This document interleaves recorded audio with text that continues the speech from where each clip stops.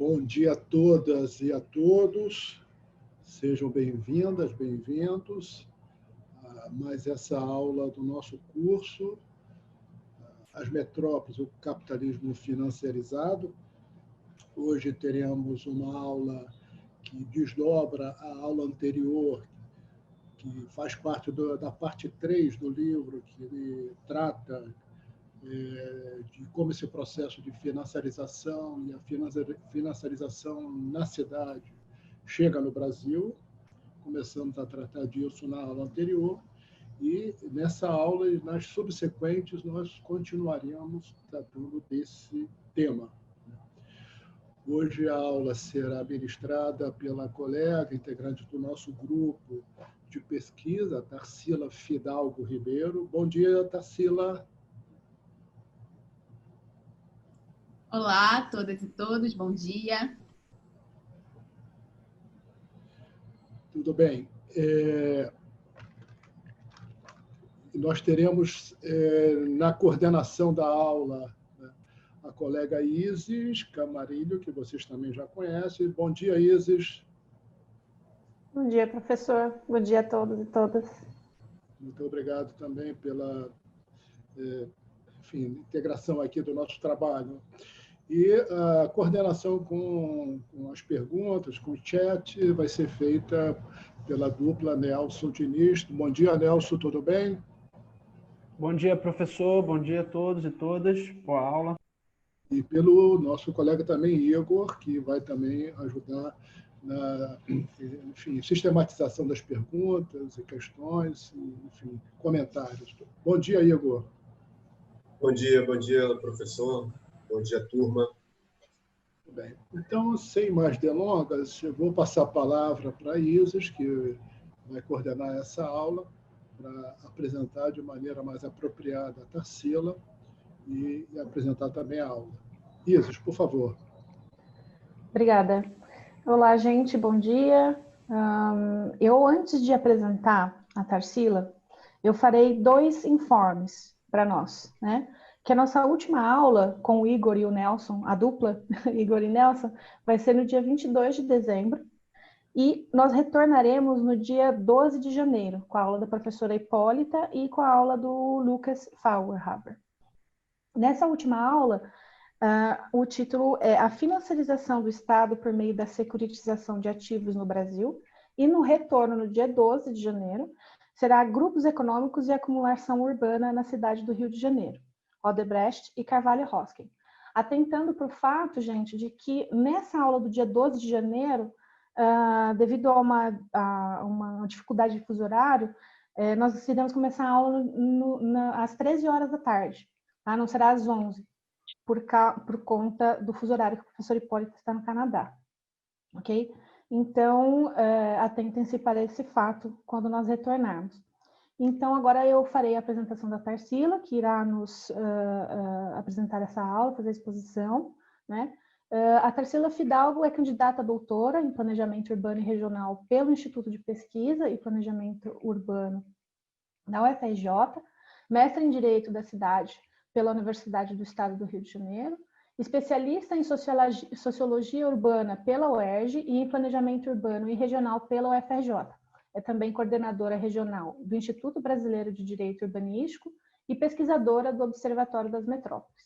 Seus temas de pesquisa são direito urbanístico, regularização fundiária, economia política do espaço urbano e comuns urbanos. Portanto, agora eu passo a palavra à Tarsila para ela fazer a sua apresentação. Obrigada, Tarsila, fica à vontade. Obrigada, Isis. Bom dia novamente a todos e todas. É um prazer enorme estar aqui apresentando um pouco dos resultados da minha pesquisa de doutorado, que, enfim, será defendida no próximo mês. E também fruto de uma reflexão anterior ao próprio doutorado, quando eu já refletia sobre esse tema da terra, da regularização fundiária, enfim, da sua inserção social e econômica, né, mesmo na época do mestrado, enfim. Eu vou fazer um compartilhamento de tela aqui para ajudar a gente.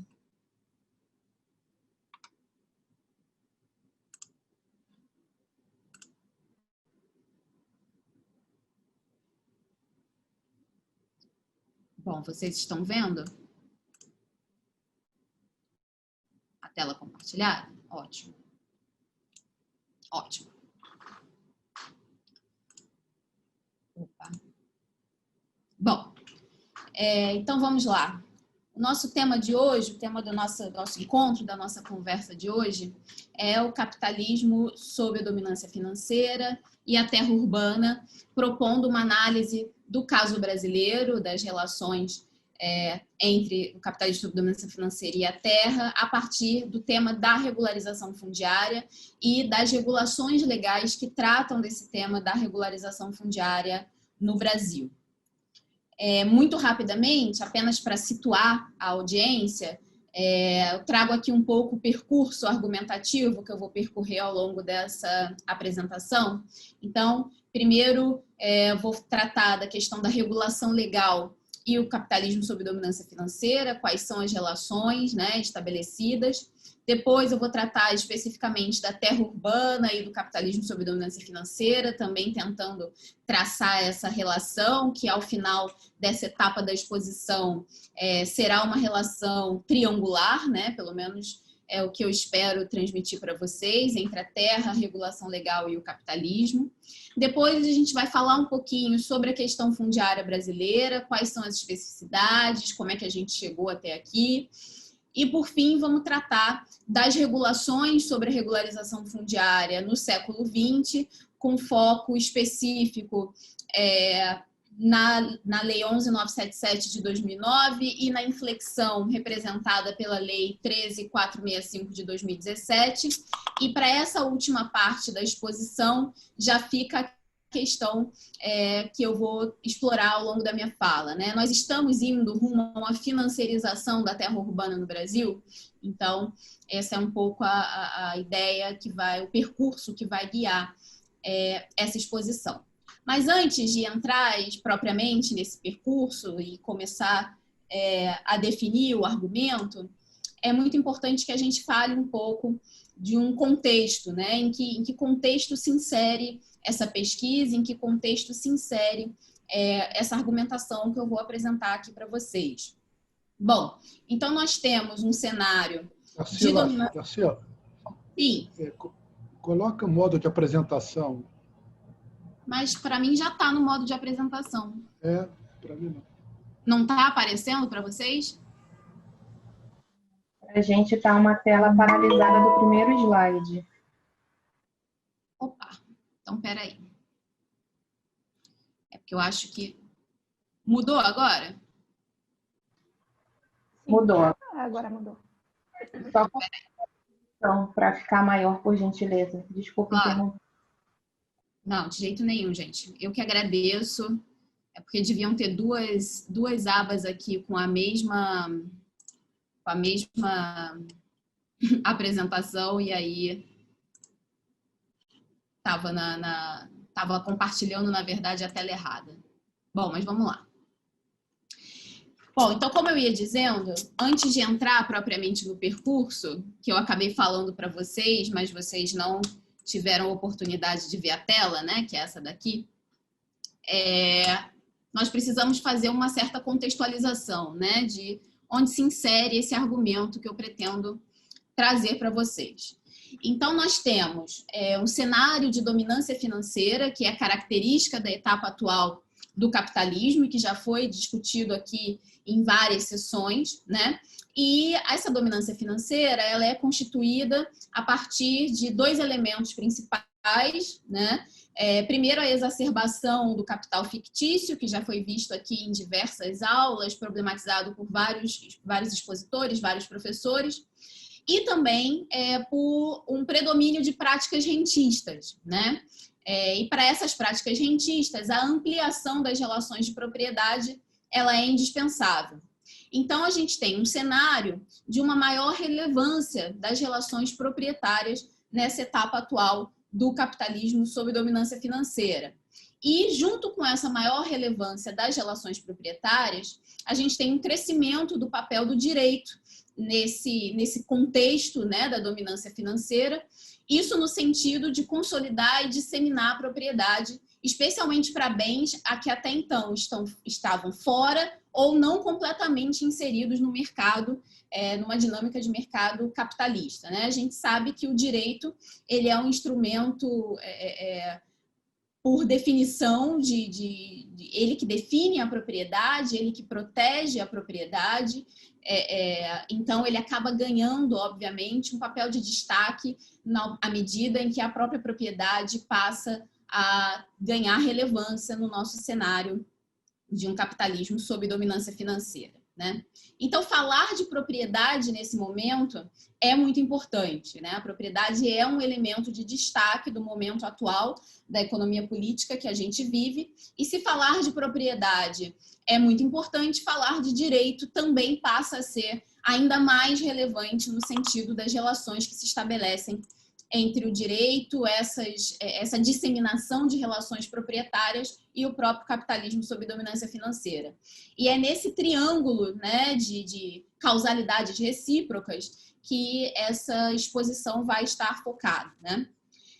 A gente vai tratar especificamente da propriedade fundiária aqui, né? Mas lembrando que outros tipos de propriedade também crescem em importância. O professor Luiz César falou disso na última aula. Então, a gente tem a propriedade intelectual, a propriedade do saber. Então, uma série de relações que estavam fora do ambiente de mercado, elas ingressam via formas de transformação em propriedades. Mas a nossa exposição aqui, a nossa aula de hoje, vai focar na propriedade fundiária, né?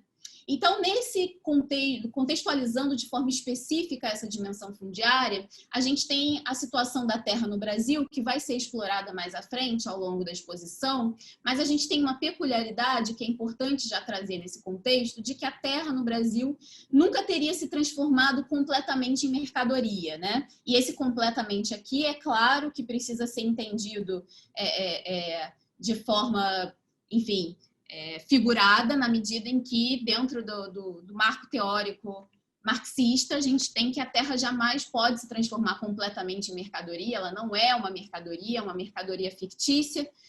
Isso também já foi tratado aqui ao longo do nosso curso, mas no Brasil, especialmente, ela nunca chegou no limite, né, de mercadorização que ela poderia atingir, né? A gente vai ver um pouquinho por que isso aconteceu, mas a gente tem no Brasil uma situação de relações sociais diversas estabelecidas com a terra ao longo dos séculos e que constituíram um regime bastante heterogêneo relacionado à terra urbana. Então, a gente tem relações, apenas de forma exemplificativa, relações relacionadas com a reprodução social. Então, a gente tem a casa funcionando como moradia, muitas vezes a casa funcionando como um espaço de produção de algum produto para venda, para complementação de renda.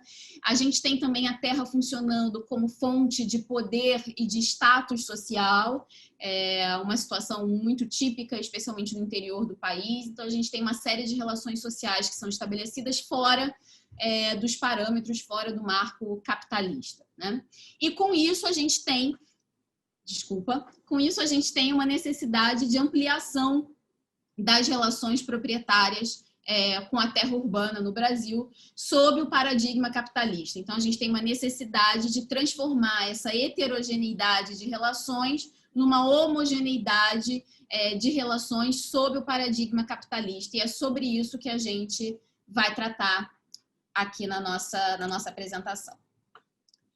Bom, também para fins de contextualização, quis trazer um pouco aqui o estado da arte das pesquisas sobre a dominância financeira e o espaço urbano no Brasil. Na verdade, esse slide ele é bastante compatível com o slide que o professor Luiz César apresentou na última aula, né, falando ali sobre o complexo urbano imobiliário financeiro e os seus braços, né, e quais teriam sido mais ou menos explorados. Aqui eu trago uma versão um pouco diferente, mas a ideia é a mesma, né? Então, a gente tem uma série de pesquisas realizadas no Brasil sobre a dimensão da habitação, né?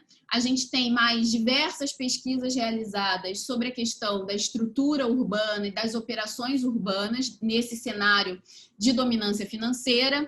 A gente tem também pesquisas focadas em novos agentes que passam a dominar essa produção do espaço urbano a partir da inserção da lógica financeira, então, por exemplo, a questão dos fundos de investimento, mas a gente tem ainda uma pouca atenção da literatura em geral sobre as dimensões do financiamento público e da terra, né?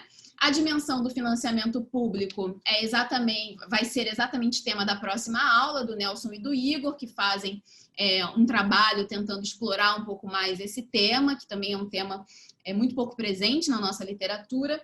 E a aula de hoje, né, o desenvolvimento do meu argumento, da minha pesquisa, é focado na dimensão fundiária, na dimensão da terra. Bom, então, feita essa contextualização, vamos entrar aqui propriamente no caminho, né, argumentativo, no nosso percurso, que foi destinado aqui para essa aula, né? Então, vamos começar falando um pouco sobre as relações travadas entre a regulação legal e o capitalismo sob dominância financeira. Bom, primeiro que a gente tem uma relação muito próxima entre regulação legal, entre as leis, e o capitalismo desde a sua origem. E, na verdade, desde antes da origem do capitalismo, quando a gente está falando da origem dos mercados, né, ainda numa fase pré-capitalista, a gente já tem um papel fundamental da regulação legal, né? Esse papel foi explorado por alguns autores, com destaque para o Weber, né, que na sua obra Economia e Sociedade faz uma digressão histórica bastante interessante das relações entre a regulação legal e a origem do mercado. Então, só para a gente ter uma noção aqui, é dado que os mercados, para funcionar, eles precisavam de uma base que era basicamente constituída de 3 itens, né? Então, a gente tinha o contrato, né, uma figura jurídica que precisava estar estabelecida para que as relações comerciais pudessem se desenvolver. A propriedade privada, então, o fato de você poder ser proprietário individualmente de algum bem e levá-lo ao mercado e realizar transações em cima dele. E a importância, o Estado como avalista dessas relações, né? E o Estado ele se torna avalista dessas relações exatamente a partir da instituição de um sistema de regulação legal que, no fim das contas, né, vai se remeter ao poder de coerção do Estado e que vai estabelecer esses elementos e que são fundamentais para essa origem do mercado, para o seu desenvolvimento e, posteriormente, para o próprio surgimento do modo de produção capitalista. Bom, além da sua função no surgimento do capitalismo, as relações entre direito e regulação legal, que é um pedaço do direito, né, especificamente tratando aí das leis, das medidas provisórias, enfim, do que tem uma exigibilidade, tem uma vigência determinada, o direito ele vai se constituir como um dos elementos chaves para a própria manutenção do capitalismo, né? Então, existem uma série de autores que vão analisar essas relações históricas entre direito e capitalismo, sob uma série de vieses, que eu não vou entrar aqui. Então, há quem defenda que o direito está subordinado à dimensão econômica e ele espelha as mudanças econômicas do capitalismo. Há quem defenda que há uma relação recíproca de influência entre direito e economia, entre direito e desenvolvimento capitalista, mas eu não vou entrar especificamente nesse ponto, mas o que é inegável é que há relações constantes entre essas duas dimensões e que essas relações são fundamentais para a manutenção e desenvolvimento do sistema capitalista. O que eu quero trazer especificamente aqui, para fins dessa argumentação que eu pretendo desenvolver, é especificamente a dimensão das relações entre direito e o neoliberalismo, né? Como já foi dito aqui, também em uma série de aulas, o neoliberalismo é aí um fenômeno que ressurge, né, a partir da década de 70 e se torna, em alguma medida, hegemônico, né, nas últimas 5 décadas. E o direito, obviamente, vai se relacionar com o neoliberalismo, não só sob o o aspecto econômico da lógica financeira, mas também sobre o aspecto social, enfim, da constituição de um ethos neoliberal relacionado à questão da assunção do risco pelo indivíduo, do individualismo, da meritocracia, enfim. Todo esse contexto neoliberal vai, sem dúvida, influenciar e ser influenciado pelo direito nas últimas 5 décadas. Bom, e nessas relações entre direito e neoliberalismo, a gente muito usualmente escuta falar da questão da desregulamentação, né? Isso é uma coisa que está em voga, a gente lê em vários textos, mas é importante que a gente esclareça qual é o sentido exato dessa desregulamentação, né? De forma intuitiva, a gente tende a pensar a desregulamentação como a destruição, como a revogação de marcos normativos, de marcos legais protetivos, enfim, que traziam uma dimensão, enfim, diversa desse ethos neoliberal, né? Mas, na verdade, a desregulamentação ele é um processo que envolve aí 3 dimensões, né? Dentro do ordenamento jurídico, dentro do direito. A desregulamentação, ela pode, sim, ser um processo de revogação de leis, mas ela pode também ser um processo de criação legislativa ou de alteração legislativa, né? Então, tudo isso estaria incluído nesse cenário de desregulamentação. E por que eu estou trazendo esse esclarecimento aqui? Enfim, por que a gente está falando especificamente desse ponto? Porque mais para frente, quando eu apresentar para vocês a revogação da Lei 11.977 e a edição da Lei 13.465 no âmbito da regularização fundiária, eu quero defender que esse processo de revogação e de criação legislativa, ele faz parte de um todo referente a um cenário de desregulamentação relacionado com esse cenário neoliberal, esse cenário das relações entre direito e neoliberalismo e dominância financeira. Então, o que eu estou defendendo, né? Eu estou defendendo uma dimensão do direito, né, das leis, como mediador entre a dominância financeira e a dimensão urbana.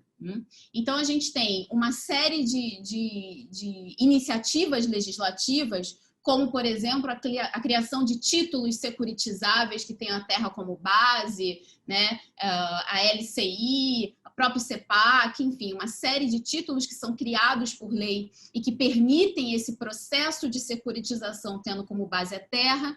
A gente tem também a questão da homogeneização do regime jurídico fundiário, que é o que eu vou tratar aqui especificamente a partir da regularização fundiária, e várias outras iniciativas legais que colocam o direito nessa posição de mediador, né, entre essas relações entre a dominância financeira e a dimensão urbana. A gente vai explorar isso mais para frente. Um outro ponto importante para a gente ter em mente em relação a essas relações da regulação legal e o capitalismo sob dominância financeira é a dimensão das funções da lei nesse cenário, né? Normalmente, a gente também tende a imaginar que uma lei só é funcional se ela é aplicada, né? Se uma lei não é aplicada, se ela não pega, como a gente costuma dizer, a gente tende a imaginar que ela não teve função nenhuma, que ela é letra morta, né? A gente até usa essa expressão, a letra morta da lei, é um papel que está lá e não serve para nada.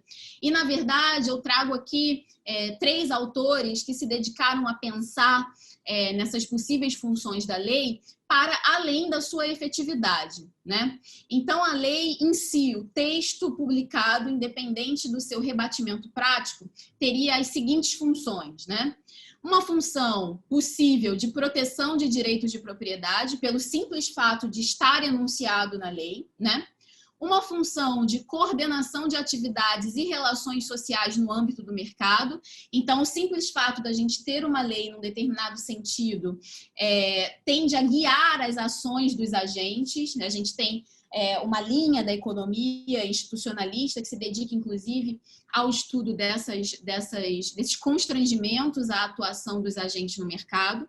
A função de sinalização sobre a conduta desejada ou adotada por determinado Estado. Então, por vezes, a gente tem uma lei que nem é feita para ter efetividade prática, mas é feita para sinalizar internamente e externamente qual é a posição daquele determinado Estado sobre aquele tema, né? Isso muitas vezes é relevante, inclusive, para a obtenção de empréstimos, enfim, com uma sinalização internacional sobre o tratamento de certo tema pelo Estado.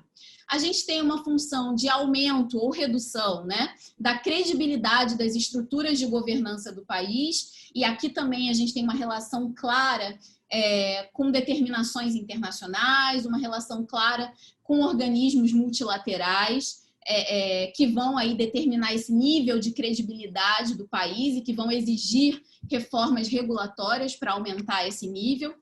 E a gente tem também, por último, mas não menos importante, a função do estabelecimento de uma gramática própria ao capital. Então, por vezes, a gente tem uma lei que vai versar sobre um bem que não esteja ainda completamente inserido na lógica de mercado, e a lei vai trazer toda uma gramática que vai colocar esse bem como uma mercadoria, que vai colocar esse bem como um objeto da acumulação capitalista. A gente vai tratar também de forma mais detida sobre isso mais à frente. Bom, então, visto um pouco essa parte mais geral sobre as relações entre a regulação legal e o capitalismo sob dominância financeira, vamos tratar aqui também de forma breve sobre as relações entre a terra urbana e o capitalismo sob dominância financeira. O que tem de específico para o capitalismo na sua etapa atual em relação à terra urbana. Bom, a gente tem, né, em relação geral ao espaço urbano, uma série de ajustes espaço-temporais que vão sendo realizados não só para que as cidades sejam um local de absorção de capitais excedentes, que é um pouco a noção mais clássica de ajuste espaço-temporal, mas também de abertura de novas ou aprofundamento de fronteiras de acumulação já existentes. Então, a gente tem o espaço urbano como esse foco de atenção capitalista sob esses dois vieses, né? Como eu já coloquei anteriormente, a gente tem a propriedade como uma dimensão fundamental no cenário de um capitalismo rentista financeirizado, né, que é inerente a essa dominância financeira do capitalismo. A gente tem também, como eu coloquei anteriormente, a terra como uma mercadoria fictícia, ou seja, a terra ela já tem um limite inerente à sua mercantilização, à sua posterior financiarização. E a gente tem uma tentativa histórica do capitalismo de converter tanto quanto possível a terra em mercadoria, né? E mais atualmente em ativo financeiro. A grande questão é que, além dessa limitação que é inerente à terra, né, na sua transformação como mercadoria, em alguns lugares a gente tem outras limitações incidindo a esse processo de mercantilização e de financiarização da terra urbana, né? Bom, e aqui no Brasil, aqui é um dos lugares em que a gente tem essas dificuldades adicionais ao caráter fictício da terra como mercadoria, e a principal dificuldade é, de fato, a irregularidade fundiária, que é um cenário amplo no país. É importante dizer, logo nesse momento da exposição, que a gente não tem dados de fato efetivos sobre o volume da irregularidade fundiária no país, mas a gente tem aí algumas projeções feitas por diversos governos de que esse percentual variaria em torno de 50% a 70% do território nacional que contam com propriedades fundiárias que têm algum tipo de irregularidade, né? Seja no seu registro, seja na sua cadeia dominial, enfim, algum tipo de irregularidade. E essa irregularidade, a gente também vai ver isso mais à frente, eu já enunciei isso na contextualização dessa aula, ela tem uma relação direta com a heterogeneidade das relações sociais que se constituem historicamente no Brasil em relação à terra, né? Então, se você tem uma pessoa que usa a terra, ela tem a posse, né? Ela está ali de fato usando a terra como sua moradia ou como forma de produzir alguma coisa para venda. Essa pessoa que está utilizando a terra, que está de fato ali tornando-a produtiva e garantindo o seu sustento, garantindo a sua reprodução social, no âmbito jurídico-econômico, aquela terra ela é irregular, porque está inserida num regime de posse quando o Brasil fez uma opção pela propriedade privada individual, opção essa que vem sendo reforçada ao longo dos últimos anos, né? Então, no cenário de um capitalismo sob dominância financeira, com a necessidade de converter o máximo possível essa terra em mercadoria em ativo financeiro, a gente tem uma importância de uma homogeneização desse regime jurídico fundiário da terra, em especial da terra urbana, pelo volume de pessoas, pelo volume de transações que se inserem nessa esfera, né? Então, essa homogeneização, ela precisa ser feita nos termos, nos parâmetros, desculpa, gente, nos parâmetros da propriedade privada capitalista. Então, se trata de tentar disseminar a propriedade privada capitalista em detrimento dessas outras relações de posse, de detenção, enfim, que são estabelecidas historicamente com a terra dentro desse cenário jurídico-econômico, né? Então, a ideia, o que essa homogeneidade, o que essa homogeneização pode trazer de benefício para a acumulação capitalista dentro de uma lógica financeira, né? O que ela traz é o reforço do uso da terra como capital, né? Então, a possibilidade de qualquer pessoa hipotecar a sua casa no banco, enfim, obter financiamento a partir da sua propriedade, o que não é uma realidade hoje, né? A maioria das pessoas não pode fazer esse movimento porque tem alguma irregularidade no registro da sua propriedade, mas, ao mesmo tempo, essa homogeneização ela tem também um papel de aprofundamento de um ethos capitalista, de um ethos empreendedor em relação à terra. Então, ela tem uma função de apagamento dessas outras relações sociais que veem a terra como moradia, que veem a terra como subsistência, que veem a terra como fonte de poder e de status social, e em detrimento, né, quer dizer, em favor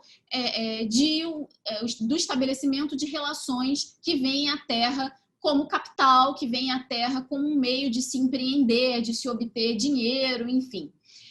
Esse ethos capitalista e empreendedor, essas relações que são estabelecidas sob esse paradigma com a terra, estão em perfeita conformidade com o próprio neoliberalismo, com o ethos neoliberal, com essa questão do empreendedorismo, da meritocracia, da assunção do risco, né? O sujeito empreendedor ele assume todos os riscos da sua atividade, você desmonta um sistema de proteção social, então são movimentos que atuam aí no mesmo sentido, tá? E essa homogeneização do regime jurídico, que seria então importante em casos como o brasileiro, para essa transformação da terra em mercadoria, o máximo possível, em ativo financeiro, ela envolve necessariamente uma forte atuação estatal, né? A essa altura, considerando todo o cenário, todo o histórico brasileiro, considerando as dimensões continentais do nosso país, a gente precisa de uma atuação estatal forte para dar conta dessa homogeneização. E o primeiro passo dessa atuação estatal, a primeira atuação nesse sentido, é exatamente a regulação legal, né? Então, o Estado emite uma regulação que indica quais são os caminhos que ele vai seguir para realizar esse processo de homogeneização, para realizar esse processo de conversão da terra o máximo possível em mercadoria e ativo financeiro, com observância aí dessa lógica financeirizada, rentista financeira que se estabelece na etapa atual do capitalismo. Bom, então, como eu falei anteriormente, o Brasil ele tem um histórico bastante peculiar, né, em relação à terra. E embora eu também, não temos nem tempo para isso, embora eu não vá tratar detidamente dessa questão, a gente poderia ter um encontro só para falar sobre esse histórico, que é muito interessante, muito complexo. Eu queria trazer para vocês alguns pontos importantes para a gente pensar como a gente chega até aqui, né? Como se constitui essa heterogeneidade do regime jurídico e das relações sociais que se estabelecem com a terra no Brasil. Bom, primeiro é importante dizer que durante todo o nosso período colonial, a gente teve um privilégio da posse, né? Ou seja, um privilégio da ocupação efetiva. Naquele momento histórico, a ocupação do território era a principal preocupação da coroa, porque dela dependia a fixação dos contornos territoriais brasileiros. Então, a gente tem um período de uma certa leniência do poder público com ocupantes, posseiros, né? Uma falta de controle, uma falta de registro, né? E um privilégio desse interesse da efetiva ocupação.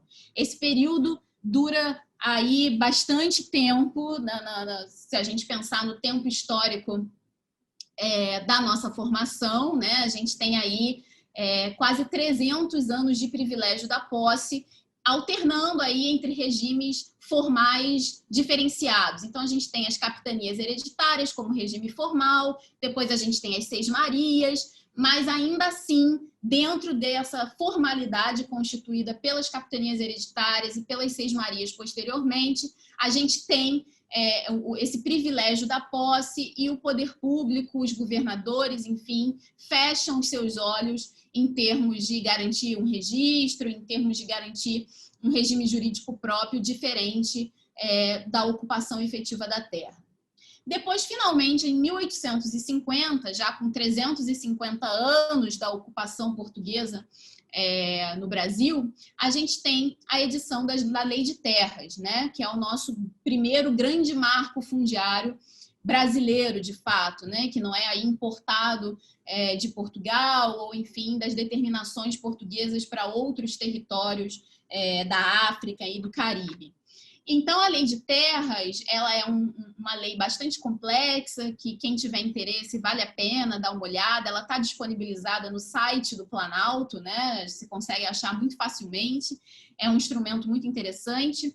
E ela traz uma pretensão de substituir esse privilégio da posse, substituir essa necessidade da ocupação efetiva, que já não existia mais. A gente está falando aqui já de um país independente, de um país com seus contornos territoriais já fixados. Então, ela pretende substituir o privilégio da posse pela propriedade, né? Então, basicamente, é como se dissesse, olha, agora todo mundo aí que tem uma ocupação efetiva e tal, agora não pode mais isso. Agora só tem como adquirir terra, só tem como dizer que a terra é de X ou de Y pela propriedade, né? Pela compra e venda, tá? Ou então pela herança, enfim.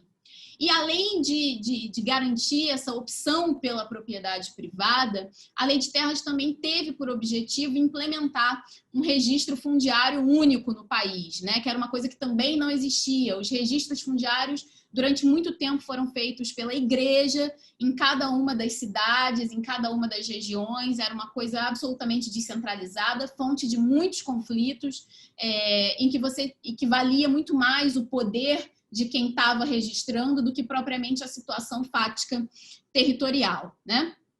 Apesar de ser um instrumento muito interessante, a Lei de Terras, ela não teve sucesso pleno, né? Ela não conseguiu ser aplicada plenamente, isso especialmente por uma disputa com os próprios ocupantes de terra poderosos, né? Não com a pessoa que estava ali usando a terra para sua subsistência, mas os grandes proprietários que também não tinham suas propriedades registradas, acreditavam que o registro e a escrituração da sua propriedade poderiam limitar o seu poder, né?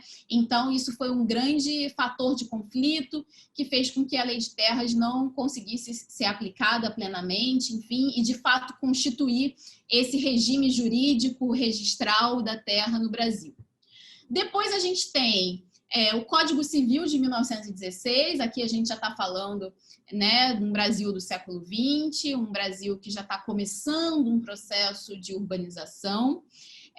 No Código Civil, a gente tem um reforço pela propriedade privada individual e toda a consolidação de uma ideologia proprietária, né? Era preciso convencer as pessoas que a propriedade era importante, que ter o registro da sua propriedade era importante, então o Código Civil traz um pouco esse movimento já no início do século XX, né?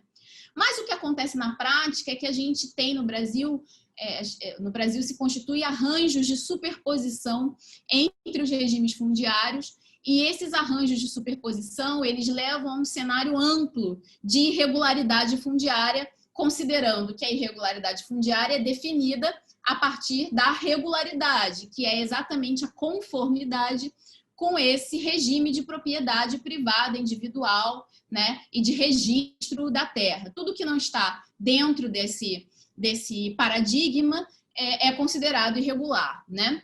E essa irregularidade fundiária, ela cresce em volume e importância a partir da década de 30, com a aceleração do processo de urbanização do país. O professor Luiz César já falou bastante desse processo na última aula, então, enfim, eu nem vou me estender por aqui, mas acho que já é possível aí para quem nos ouve fazer um pouco essa relação da expansão da urbanização no país, enfim, do aumento do volume das pessoas nas cidades e dessa ampliação do cenário de irregularidade fundiária urbana, né? Então, como eu falei, a irregularidade fundiária ela é verificada em relação à situação de irregularidade que se constitui a partir desse paradigma da propriedade privada e do registro fundiário da terra, né? E o que é essa? Da onde surge essa irregularidade fundiária? Na verdade, essa irregularidade fundiária ela está diretamente ligada com o cenário de heterogeneidade jurídica e social das relações estabelecidas com a terra, né? Então, a irregularidade fundiária não é descaso das pessoas, não é nada proposital, nada pensado como uma forma de insurgência a um poder instituído, não é nada disso, é simplesmente um reflexo dessas múltiplas relações sociais e jurídicas que foram sendo estabelecidas com a terra ao longo aí de 500 anos de história da nossa ocupação brasileira, enfim, né? Então, é importante refletir sobre essa dimensão da irregularidade fundiária. Bom, feita então, superada essa primeira parte um pouco mais conceitual, um pouco mais teórica sobre essa dimensão, vamos conversar agora sobre o que interessa, né? Sobre o nosso estudo de caso, digamos assim, que, na minha percepção, vai ajudar a gente a fechar o triângulo que eu propus aqui no início entre o capitalismo sob dominância financeira, regulação legal e terra urbana, né? As inter-relações contidas nesse triângulo que podem ser demonstradas a partir do estudo de caso ao qual a gente vai fazer referência agora. Então, fica aqui essa questão, né? As novas regulações sobre a regularização fundiária fazem com que essa regularização caminhe na direção de uma financiarização da terra urbana? É esse o processo que a gente está vendo? Vamos conversar um pouquinho sobre isso e vocês me dizem o que vocês acham. Bom, para começar, eu queria mostrar para vocês essa linha do tempo, já pedindo desculpas, porque não é exatamente uma linha de tempo daquelas super bonitas, né, que especialmente o pessoal da arquitetura faz, que eu acho o máximo, mas eu acho que ela cumpre o seu papel de mostrar um pouco as principais regulações sobre a regularização fundiária no país e a questão da sua temporalidade, né? Então, aqui na primeira bolinha, nós temos a Lei de Terra, Lei de Terras, lá em 1850, que a gente poderia dizer aí que é a primeira legislação que trata desse tema, né, ou que pelo menos fixa qual é o parâmetro da regularidade fundiária e que, por exclusão, define o percentual do território irregular, né? Depois a gente tem nada mais, nada menos do que 129 anos decorridos até a Lei de Parcelamento e Uso do Solo, em 1979, que também vai tratar da regularização fundiária, embora vá tratar da regularização fundiária num aspecto restrita à questão dos parcelamentos irregulares, enfim.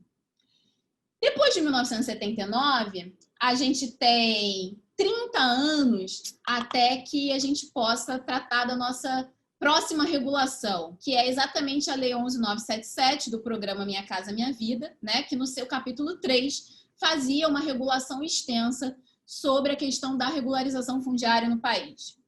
Depois a gente tem 7 anos para a próxima regulação, que é exatamente a Lei 13.465, a gente vai falar bastante dela aqui, nosso novo marco de regularização fundiária. E de 2017 para cá, ou seja, nos últimos 3 anos, a gente tem aqui pelo menos 4 iniciativas entre decretos, medidas provisórias e projetos de lei que pretendem inovar sobre o tema, que tratam da regularização fundiária, né, e que vão no sentido aí dessa homogeneização que eu coloquei anteriormente. A gente vai ver com calma quais são esses projetos, quais são esses sentidos, mas o que eu quero mostrar com essa linha do tempo é que claramente parece que a gente tem uma importância crescente da regularização fundiária no país nos últimos anos, especialmente a partir da inflexão ultraliberal que acontece aqui em 2016 com o golpe jurídico parlamentar que tirou do poder a presidenta Dilma Rousseff.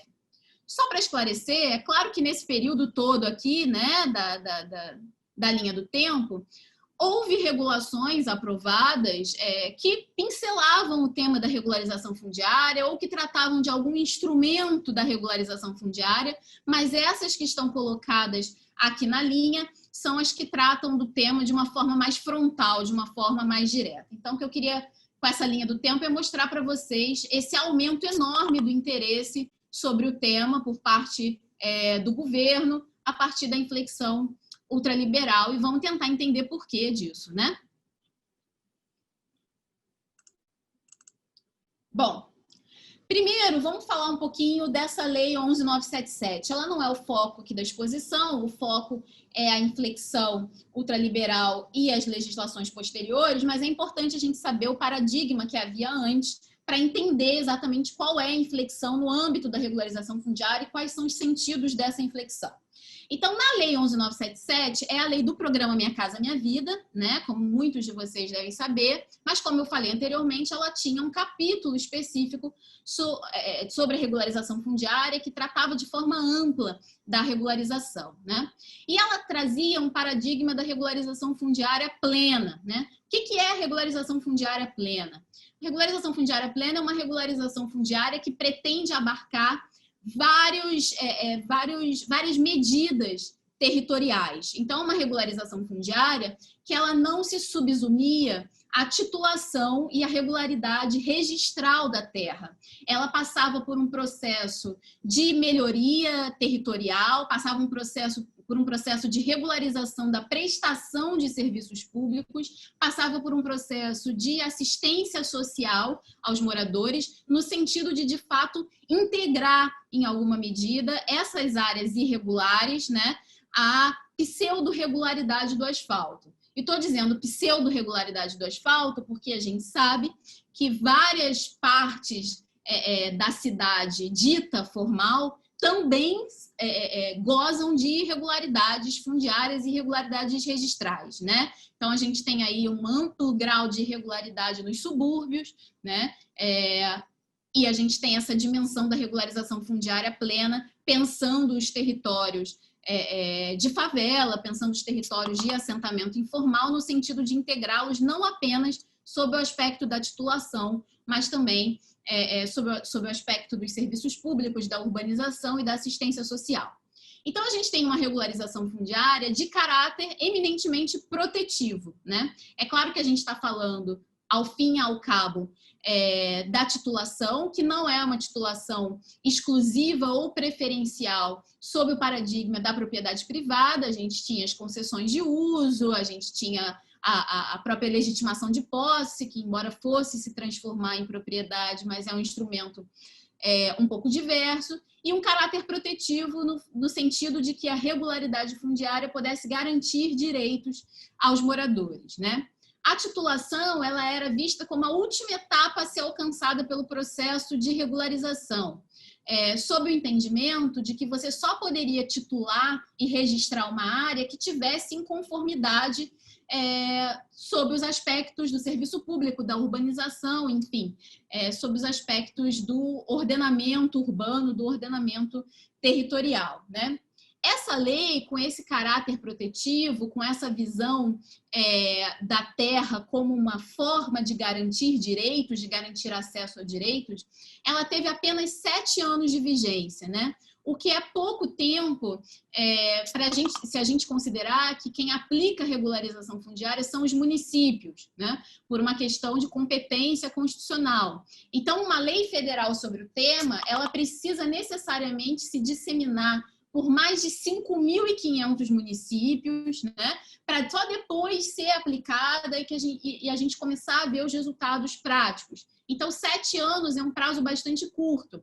A gente sabe que mesmo antes do golpe jurídico parlamentar, já estava em curso um processo de revisão dessa lei, mas era um processo que visava exatamente melhorar essa lei, a partir de algumas percepções dos aplicadores ao longo desses 7 anos, mas mantendo a sua estrutura no sentido da regularização fundiária plena e no sentido do caráter protetivo, né? Mas, infelizmente, essa lei foi abruptamente revogada, como a gente vai ver.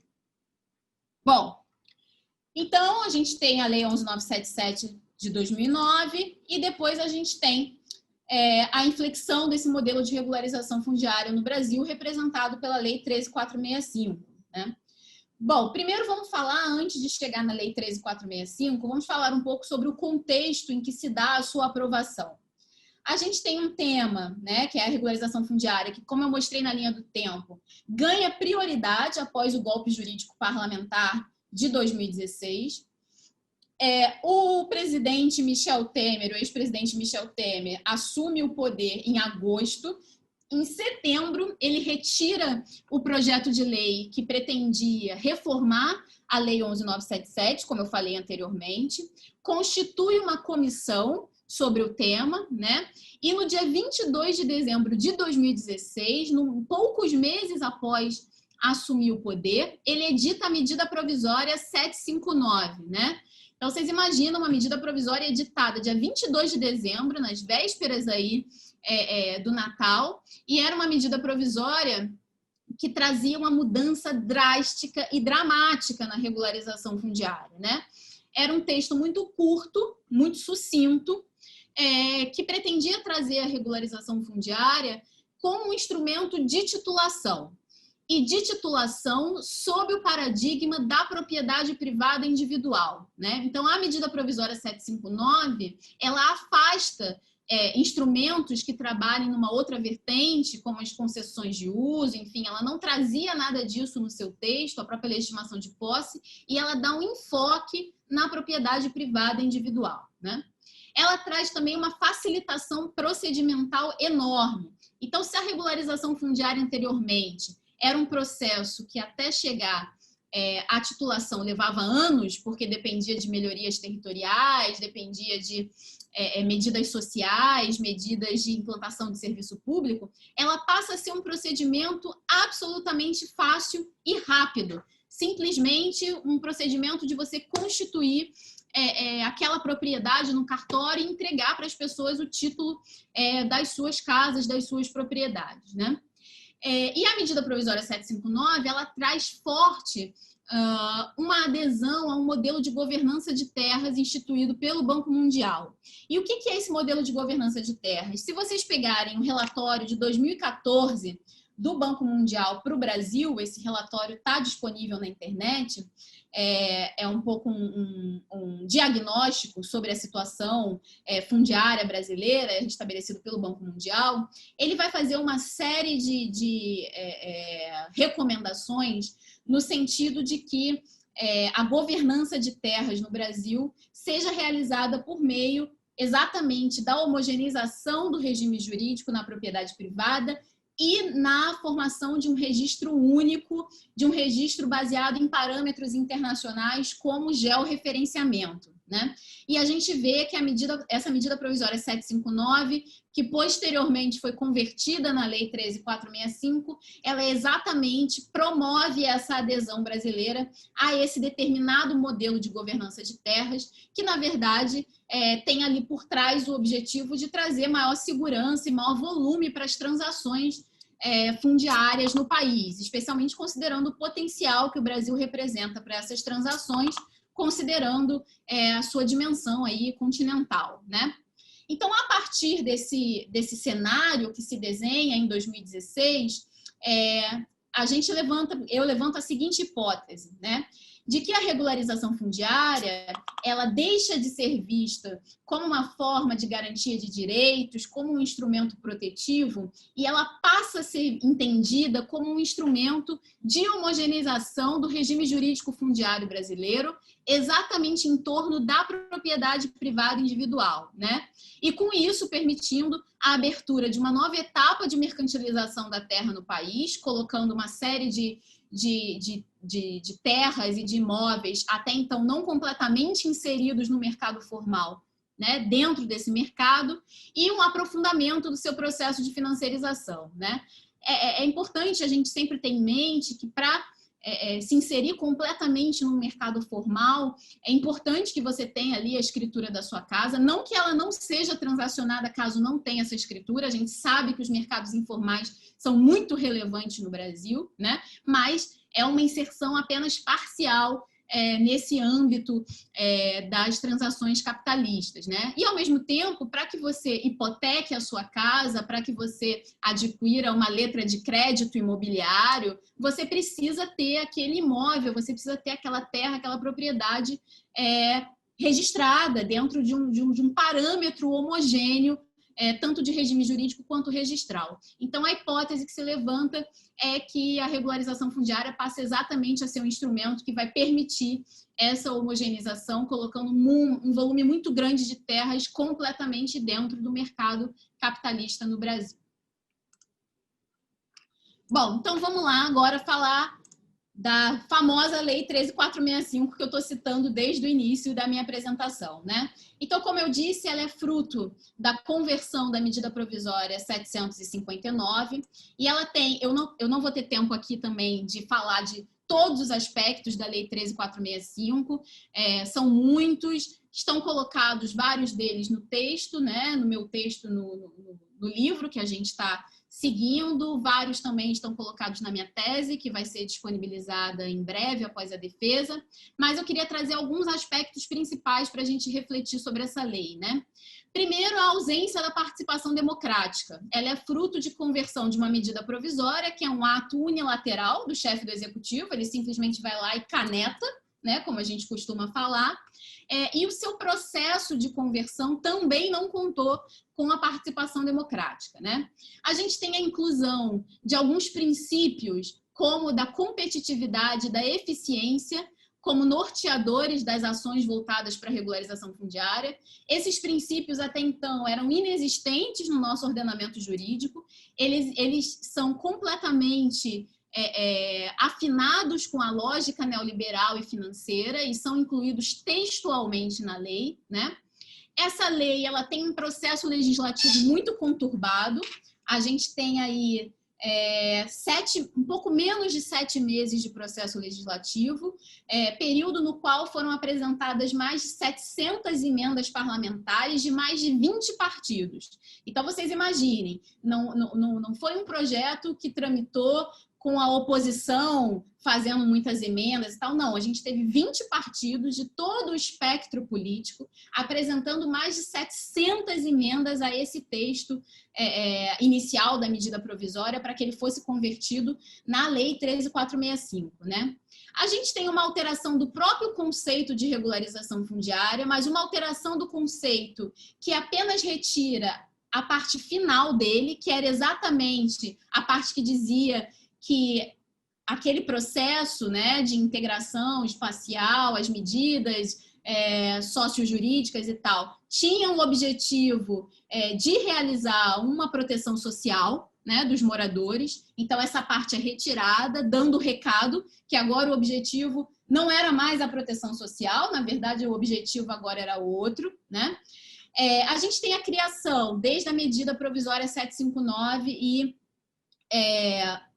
adquirido aí pela 13465, do instrumento de legitimação fundiária, que é um enorme facilitador da privatização de terras públicas e da disseminação da propriedade privada no país. E a gente tem também uma série de inovações registrais. A gente tem um capítulo inteiro dedicado ao registro, coisa que nunca tinha acontecido antes, que trazem um foco nessa homogeneização do registro em parâmetros internacionais, especialmente a partir do georreferenciamento, né? Que era uma prática muito pouco adotada no Brasil e que passa a ser uma exigência legal para os casos de regularização fundiária.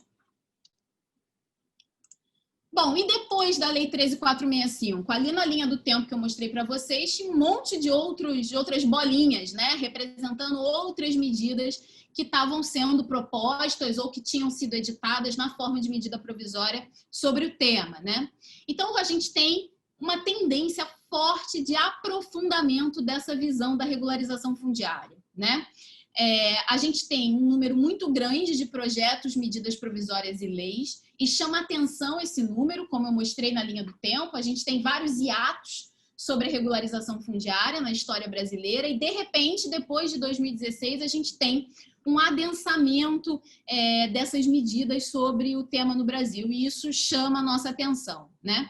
E essas medidas, elas são obviamente diferentes. Ali a gente tem, por exemplo, a MP da grilagem, né, que quer regularizar a terra da Amazônia, teoricamente, para poder responsabilizar contra incêndio. A gente tem o projeto de lei 413, que quer que a regularização fundiária seja feita por empresas privadas e que os moradores paguem pela regularização fundiária, hipotecando o seu próprio imóvel. Enfim, a gente tem muitas coisas que, infelizmente, eu não tenho tempo de entrar aqui, mas a gente tem muitas iniciativas nesse sentido de aprofundar esse novo ideário da regularização fundiária trazido pela MP 759 e pela Lei 13.465, né? E a gente tem, em todas essas medidas, um ponto em comum, que é uma ênfase na viabilização de um projeto extensivo de regularização fundiária. É a viabilização de um projeto de disseminação de títulos pelo país, né? Tanto quanto possível, né? É uma regularização fundiária entendida como titulação para ser rápida, para ser barata e para ser feita da forma que for possível, né? Inclusive pela iniciativa privada, como eu falei aqui.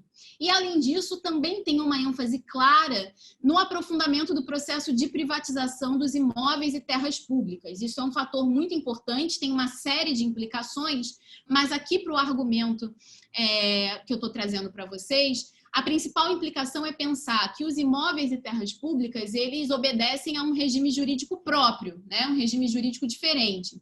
Então, a privatização desses imóveis e dessas terras também faz parte desse movimento de homogeneização do regime jurídico do estoque fundiário brasileiro. É importante a gente lembrar que as terras devolutas, ou seja, aquelas terras que foram vistas como sem dono, elas foram todas para o poder público, né? Então, o poder público no Brasil, os diferentes entes federativos, eles têm um estoque fundiário bastante significativo. E a privatização desse estoque também coloca essas terras no mercado, né? Fazendo parte aí de todo esse processo que eu venho construindo aqui com vocês, tá?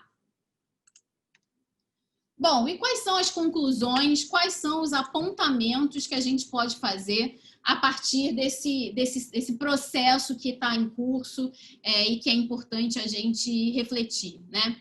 Bom, primeiro, a gente tem claramente aí uma pretensão de homogeneização do regime jurídico fundiário no Brasil a partir de uma série de regulações legais que são, como eu disse anteriormente, o primeiro passo para a efetivação de um projeto de mercantilização e financiarização da terra urbana, né? É importante destacar, como está colocado aqui embaixo, que se trata de um movimento de tomada de iniciativa das forças mercantis e financeiras que passam a dominar a coalizão de poder após o golpe. mas é um processo que ainda está em disputa, né? Como eu coloquei anteriormente, a regularização fundiária, ela pode ser determinada em nível federal, ser estabelecida uma lei, mas ela precisa se disseminar entre os municípios para ser efetivamente aplicada.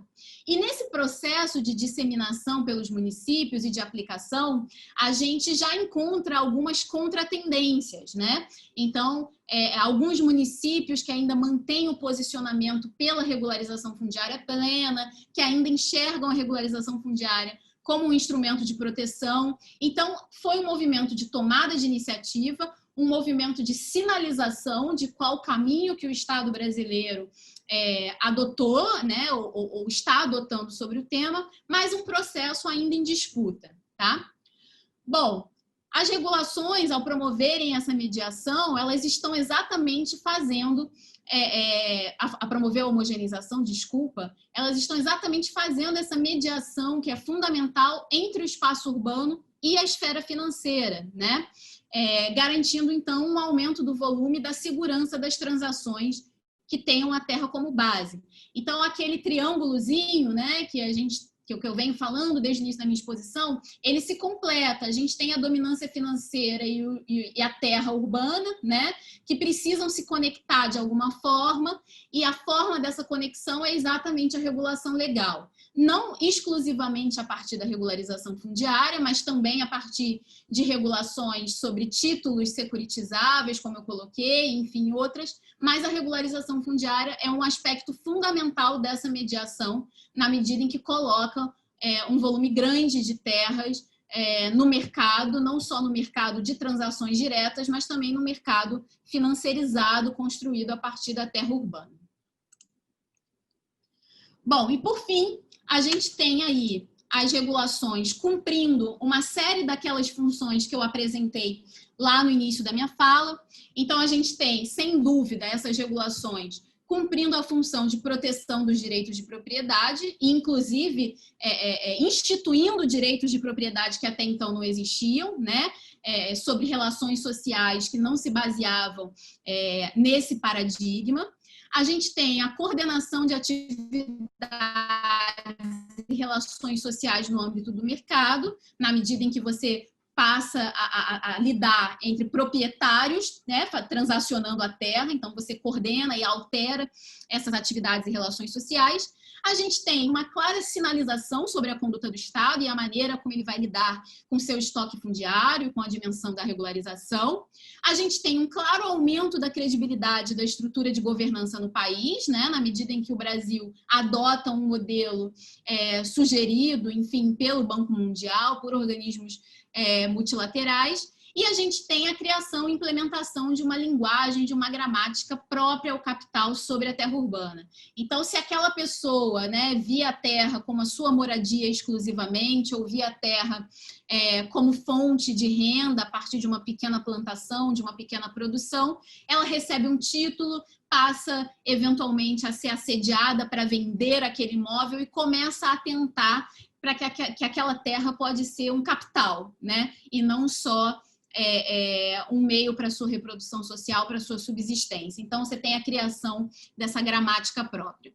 Com isso, né, com o aprofundamento desse processo, que parece ser a tendência para os próximos anos, a gente tem o estabelecimento também de uma tendência de conversão da terra urbana no Brasil em ativo financeiro, de forma crescente, e com isso, como consequência, uma tendência de aumento das desigualdades socioespaciais e de vulnerabilização das camadas mais pobres, né? Que por mais que passem a ter o título das suas casas, que costuma ser algo desejado, a gente sabe que esse título não garante a segurança da posse, não garante a permanência dessas pessoas, muito pelo contrário, tende a aquecer o mercado e expulsá-las cada vez para áreas mais distantes, menos infraestruturadas, agravando as fraturas socioespaciais que a gente tem na nossa cidade. Bom, gente, era isso que eu queria conversar com vocês hoje. Falei pra caramba. Espero que a gente possa conversar um pouquinho sobre esse tema e que eu possa aí esclarecer e aprofundar alguns pontos que eu não teria tempo aqui na exposição. Muito obrigada. Tarsila, nós agradecemos pela sua apresentação, que foi extremamente ao entendimento da financiarização, o que é absolutamente indispensável, né? E o direito assume, então, um caráter de possibilidade de reprodução sistemática de uma lógica econômica, né? Privilegiando determinados interesses proprietários. Agora eu vou passar a palavra para o Nelson, para ele fazer a coordenação das perguntas. E vocês podem, por favor, o pessoal que está acompanhando, encorajar-se a enviar mais questionamentos para a Tarsila. Obrigada. Nelson. Obrigado, Isis. Obrigado, Tarsila, pela exposição, pela aula de hoje. Na verdade, até agora nós temos um comentário da Fernanda Carolina, que diz o seguinte, né, que fala sobre como a irregularidade fundiária e instrumentos como as ZEIs não interessam ao mercado formal de terras, né, dizendo que elas precisam eles, melhor dito, me parece os agentes do mercado formal de terra precisam de imóveis com matrícula e essas alterações legislativas viabilizam isso. É um comentário, Tarsila, que você eventualmente pode, enfim, comentar novamente, da Fernanda. Mas, antes disso, nós tivemos uma pergunta do Fernando Joaquim, que diz o seguinte, pergunta bastante interessante, que inclusive tem a ver com o que nós discutimos na nossa própria reunião última a respeito da sua tese. Como a Tarsila disse, ela está se preparando para, em janeiro, defender esse trabalho que um pouco reflete, evidentemente, o talento dela, mas também o que a gente tem discutido no grupo. Então, bastante interessante. Ele diz o seguinte, Tarsila, o processo de homogeneização da regulação jurídica sobre as terras urbanas, tendo por base a definição de direitos de propriedade, não exigiria também a manutenção da insegurança da posse sem título nas áreas urbanas de interesse de expansão do capital imobiliário? Ou seja, ao mesmo tempo em que a financiarização pressiona pela homogeneização na definição de direitos de propriedade, via títulos de propriedade, ela também não exigiria a irregularidade fundiária nas terras urbanas para facilitar a apropriação dessas áreas de interesse do capital imobiliário financeiro e o seu desapossamento e posterior regularização. Aí uma tensão entre, enfim, regularização e irregularidade fundiária, enfim, alguma coisa que a Tarsila tem discutido bastante. E como surgiu mais uma aqui, Tarsila, eu vou fechar com um bloco, tá bom? A Fernanda Carolina, novamente. Na verdade, me parece, isso, uma espécie de pedido de desenvolvimento da exposição da Tarsila. Ela diz o seguinte, seria interessante fazer um link com a Lei de Liberdade Econômica e com a recente portaria editada sobre a facilitação do licenciamento urbanístico, o que ela diz que é uma total invasão da competência dos municípios. Enfim, Tarsila, fica à vontade para responder, comentar. Eu passo a palavra para você. Obrigada, Nelson. Na verdade, eu vi aqui no chat que tem uma outra pergunta do Carlos, perguntando como é que ficava a regulação em relação ao princípio da função social da propriedade. Estou incluindo aqui para comentar nesse bloco, né? Bom, primeiro, então, começando com a pergunta do Fernando Joaquim, né? Quero agradecer a todas as perguntas. É muito importante esse diálogo pós-exposição, especialmente nesse ambiente virtual, né? Que a gente não vê ninguém, não tem nenhuma interação, a gente não vê a carinha das pessoas, se estão entendendo ou não estão, se estão concordando ou não estão. Então, eu quero agradecer pelas perguntas e pelas interações, né?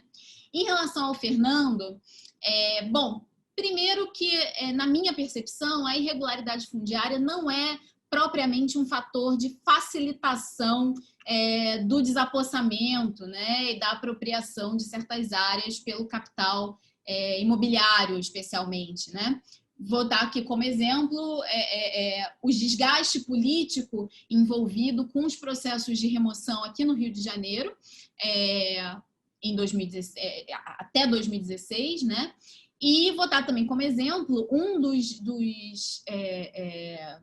uma das remoções mais emblemáticas aqui no Rio de Janeiro, que foi da Vila Autódromo, de uma comunidade que não era irregular, né? De uma comunidade que tinha aí um título de concessão de uso e tal, e que ainda assim foi removida. Então, eu não tenho certeza se a gente pode afirmar que a irregularidade fundiária torna mais fácil a apropriação pelo capital imobiliário do que a regularidade. Na verdade, ainda pensando aqui no Rio de Janeiro, por exemplo, a gente, como todos devem saber, a gente tem uma série de favelas situadas em áreas muito valorizadas da cidade, né? Então, a gente tem a Rocinha, o Vidigal, que inclusive tem talvez a vista mais bonita do Rio de Janeiro, ali do alto da favela do Vidigal. E a gente percebeu em alguns momentos, em alguns pontos específicos dessas favelas que passaram por processos de regularização, a seguinte dinâmica, né? Enquanto a coisa estava ali irregular e tal, o capital imobiliário, enfim, não conseguia entrar, né? Até porque tem toda uma questão, enfim, de grupos armados, tem uma série de questões territoriais ali que acabavam brecando um pouco desse interesse. Quando foi anunciada a regularização, o simples anúncio da regularização, uma série de agentes foram nesses espaços e faziam o seguinte processo: se um morador estava ali dentro do mercado informal, né, que é muito grande, inclusive, nas favelas, se o morador estava ali acostumado que o seu imóvel valia 20 mil reais, né, estou chutando aqui, ia lá um agente imobiliário e oferecia 100 mil reais para o cara. E aí muitas pessoas venderam os seus imóveis nessa situação, imóvel ainda não regularizado, tá? E aí, posteriormente, tem a regularização e aí aquele imóvel, ao invés de 100, vai passar a valer 600 mil reais, né? Esse é um processo que foi visto aqui. Então, na verdade, eu tenho a impressão que a regularidade fundiária ela é interessante não só para os agentes financeiros, né, para os agentes ligados a essa lógica financiarizada, mas é interessante também para os agentes imobiliários. Eu acho que talvez na prática não haja essa dicotomia, né? Mas de qualquer maneira, a gente sabe que a regularização fundiária ela é um caleidoscópio de interesses, né? É claro que ao longo do meu argumento eu estou iluminando um aspecto, né? Eu estou iluminando esse viés da lei no sentido da homogeneização, no sentido de uma nova etapa de mercantilização e de financiarização da terra. Mas a lei tem outros aspectos, né? Por exemplo, a gente tem aí a figura dos condomínios de lotes, enfim, uma série de figuras que foram inseridas na lei para dar conta de necessidades de alguns agentes específicos, né?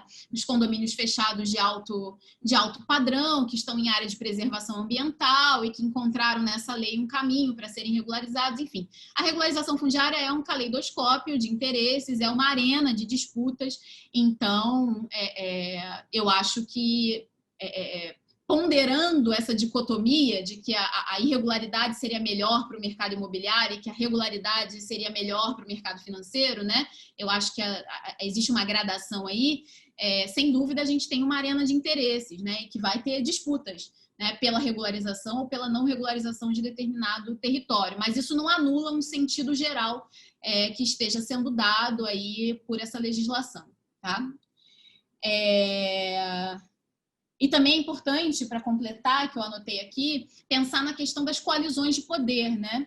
Eu acho que a gente não tem dúvida hoje que as frações ligadas com a dimensão financeira, rentista, elas estão hoje numa posição privilegiada dentro da coalizão de poder que se formou no governo federal a partir do golpe jurídico-parlamentar de 2016, né? Então, é claro que os seus interesses tendem a ganhar maior expressão nas leis e nas políticas que são estabelecidas a partir dessa coalizão, mas as coalizões elas são flutuantes, elas podem sofrer alterações ao longo do tempo e é por isso que é um processo, né? Por isso que é algo em disputa e que a gente precisa ficar atento.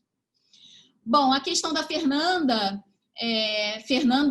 vice-diretora-geral do IBDU, a quem eu saldo aqui especialmente, uma especialista também em regularização fundiária. Depois eu quero saber, inclusive, o que achou aqui da apresentação e do argumento. Fernanda, eu estou plenamente de acordo com você, é claro, né, em relação à questão das EIs e da matrícula. As EIs, para quem não tem familiaridade, são as zonas ou as áreas de especial interesse social. Na verdade, é uma figura, né, de zoneamento urbano que determina que determinados espaços só poderão receber construções destinadas à habitação de interesse social. E aí é claro que o estabelecimento de uma zona desse tipo arrefece um pouco o interesse do mercado imobiliário naquela área, porque ele não vai, por exemplo, poder construir um resort, um grande hotel, enfim, não vai poder fazer isso. E nesse sentido, é claro que a substituição desse modelo de ZEIS, desse modelo protetivo, por matrículas, por titulação indiscriminada, ela é mais interessante, né? E é importante lembrar que as ZEIS nem estavam incluídas nessa lei 13465, nem na MP 759 e nem na 13465. Elas tinham meio que sumido do ordenamento a partir da revogação da lei 11977, né? Foi todo um processo de vários institutos, de vários grupos técnicos, inclusive do Instituto Brasileiro de Direito Urbanístico, que fizeram com que as ZEIS voltasse para o texto da lei, ainda que no texto da lei conste que as ZEIS não são obrigatórias, que não tem uma relação necessária com as políticas de regularização fundiária, mas nem isso a gente tinha no texto. Então, é muito importante pensar o quanto isso também demonstra um privilégio da lei para os interesses desses agentes mercantis e financeiros, né? E em relação à lei da liberdade econômica, eu acho que vai exatamente nesse sentido do aprofundamento aí dos interesses financeiros em relação à terra, né? Eu não sei também em que medida estão todos aqui familiarizados, mas no ano passado foi editada uma lei chamada Lei da Liberdade Econômica, que basicamente é uma lei que desregulamenta uma série desregulamenta no sentido de tirar exigências de uma série de atividades em relação a licenciamentos urbanísticos, em relação à fiscalização do poder público, garantindo basicamente que todo mundo tenha liberdade de empreender, todo mundo tenha liberdade de fazer seu negócio na cidade, né? Então, você não pode, por exemplo, com uma política estrita de concessões de alvarás, impedir que uma pessoa faça seu comércio, enfim, que exerça ali sua atividade econômica. E é claro que essa lei de liberdade econômica, assim como essa portaria recente do licenciamento urbano, na verdade saiu ontem a portaria, né? Que prevê um licenciamento urbano integrado, que na verdade é um mecanismo fornecido por particulares, enfim. Isso tudo vai no mesmo sentido de facilitar essa dimensão do empreendedorismo, de facilitar essa dimensão do exercício de atividades econômicas e de limitar o poder do Estado de fiscalizar e de gerir o seu território, né? E essa lei de regularização fundiária, garantindo essa ampla titularização, né, ela acaba reforçando essa ideia de que cada um é proprietário do seu espaço, pode fazer o que nele quiser, o Estado não pode se meter, se você quer fazer um comércio, se você quer, enfim, abrir um restaurante, não importa, né? O Estado tem que se meter o mínimo possível, você é proprietário do seu bem, né, de acordo com essa lei, então você faz o que bem entender dele. Isso vai completamente ao encontro desse ethos empreendedor, né, desse ethos capitalista, que é aí inaugurado, digamos assim, pelo neoliberalismo e que vem sendo reforçado, né, o tempo todo. Então, eu estou de acordo. Em relação ao princípio da função social da propriedade, né, se essa lei tem alguma relação, não tem. Né, tem uma série de instrumentos de regularização fundiária que se relacionam diretamente com o princípio da função social, como, por exemplo, a uso capião, né, que permite que quem está lá dando função social regularize aquela situação, regularize aquela propriedade em seu nome. Tem uma série de... existem alguns requisitos de alguns instrumentos específicos de que aquele bem esteja cumprindo a sua função social, mas na lei específica, no sentido geral da lei, não tem uma exigência do princípio da função social da propriedade. Por exemplo, e a gente tem alguns casos muito dramáticos em relação a isso, né? A gente tem os casos de privatização de terras públicas, né? Em que você não tem nenhuma priorização, por exemplo, para habitação de interesse social. Então, a gente tem imóveis do INSS que estão ocupados, né? A gente tem legislações específicas que vieram aí na esteira da 13465 que permitem que esses imóveis sejam vendidos para quaisquer particulares, ignorando que existem pessoas ali naqueles imóveis dando função social a eles, né? Então, é uma lei que eu diria que não dialoga diretamente com a questão da função social da propriedade, né? É uma questão muito mais de garantir a homogeneização, de garantir a titulação, de garantir a privatização, do que propriamente se preocupar com a destinação desses bens e com a função que eles vão cumprir. Acho que é isso nessa primeira rodada.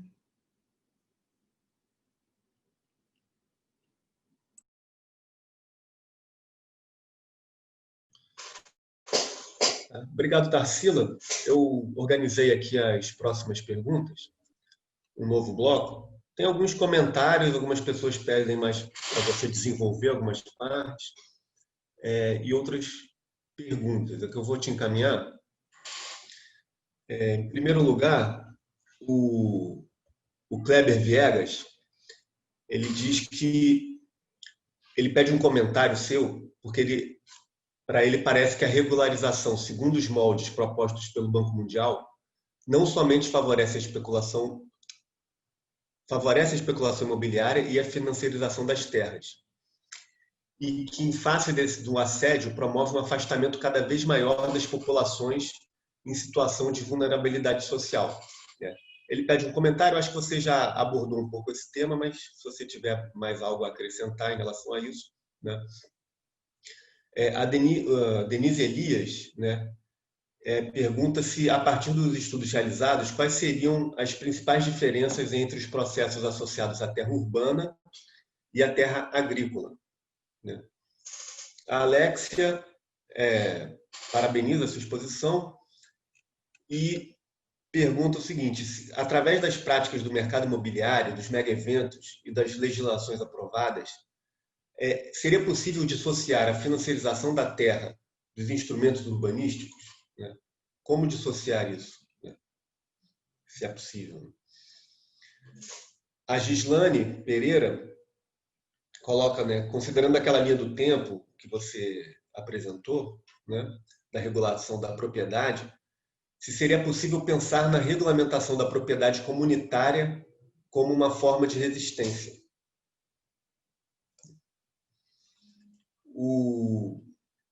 O Edson Diniz coloca a seguinte questão aqui: a regularização das posses nas favelas é uma reivindicação. Oi? Repete o nome para mim e essa última questão que eu não peguei. A anterior, a Gislane Pereira. Não. Esse último. O Edson Diniz. Ele fala que a regularização das posses nas favelas é uma reivindicação de muitos moradores para garantir suas propriedades. Como você aponta, pode ser uma armadilha para o morador, porque ao entrar no mercado, essas propriedades podem ser captadas pelos agentes financeiros, né? Então, os moradores acabam sendo excluídos de seus espaços antigos, gerando a gentrificação. Então, ele quer saber quais alternativas em relação a esse processo, né, ou essa armadilha. E, finalmente, a Júlia Ribes faz uma pergunta bem direta: se você consegue identificar algum aspecto positivo na Lei 13.465 de 2017. Obrigado.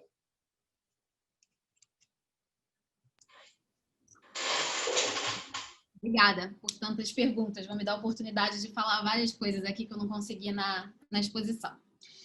Bom, vamos lá. Primeiro, Kleber, né? Kleber, você está corretíssimo no seu raciocínio. É exatamente isso, né? E a sua pergunta dialoga muito diretamente com a pergunta do Edson, né?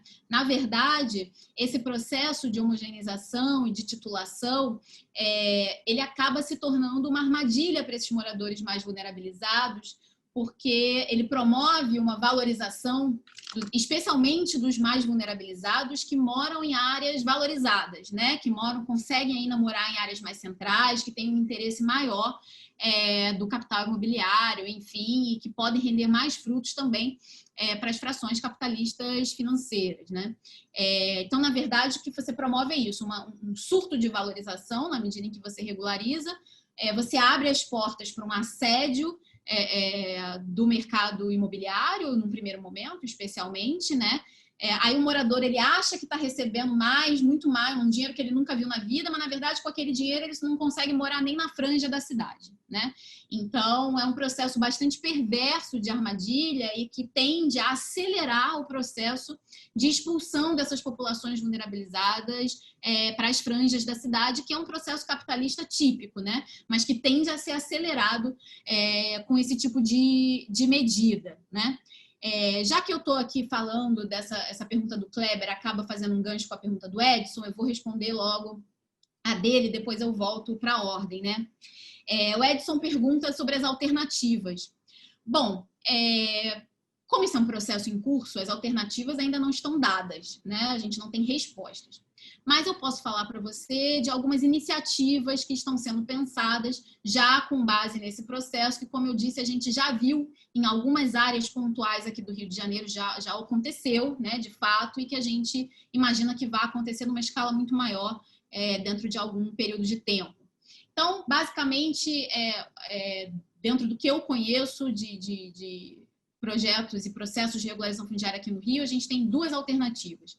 A primeira é uma aposta muito grande em conscientização popular, né? Então, uma aposta muito grande em estabelecer um diálogo claro com essas comunidades, com esses moradores que estão em áreas valorizadas, mas que têm uma condição financeira, enfim, ruim, que tendem a cair nessa armadilha. Uma conscientização, primeiro, da importância da comunidade, porque existem uma série de vínculos, uma série de relações sociais travadas ali, que são fundamentais, muitas vezes, para a sobrevivência ali dos moradores, e também uma conscientização em termos econômicos, né? Uma conscientização no sentido da pessoa entender qual é o valor da localização onde ela está, qual é a diferença do valor da localização para o valor da construção dela, como é que um processo de regularização fundiária impacta nesse valor, que tipo de assédio vão receber, para que a pessoa tenha uma consciência clara